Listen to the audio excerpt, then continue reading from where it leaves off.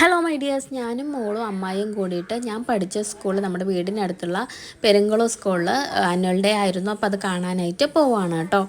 അങ്ങനെ ലേസ്, മിഠായി, ബിസ്ക്കറ്റ്, വെള്ളം, ബജ്ജി അങ്ങനെ ഇതെല്ലാം വാങ്ങിയിട്ടാണ് പോകുന്നത്. നമ്മൾ ഒറ്റയ്ക്ക് പോകുന്ന സമയത്ത് നമുക്കിതൊന്നും വേണ്ടെങ്കിലും നമ്മൾ കുട്ടികളും മക്കളൊക്കെ ആയിട്ട് എന്തെങ്കിലും ഒരു സാധനം കാണാൻ പോവുകയാണെന്നുണ്ടെങ്കിൽ ഇതൊക്കെ വാങ്ങിയിട്ട് പോവാതല്ലാതെ വേറെ വഴിയില്ല മക്കളെ. കാര്യം എന്ന് വെച്ചാൽ അത് തിന്നുന്ന സമയം വരെയെങ്കിലും മിണ്ടാതിരിക്കുമല്ലോ എന്ന് വെച്ചിട്ടാണ് ഇതെല്ലാം കെട്ടിപ്പെറുക്കിയിട്ട് പോകുന്നത് കേട്ടോ. അപ്പം ഞാനും അമ്മായും മോളും കൂടിയിട്ടാണ് പോകുന്നത്.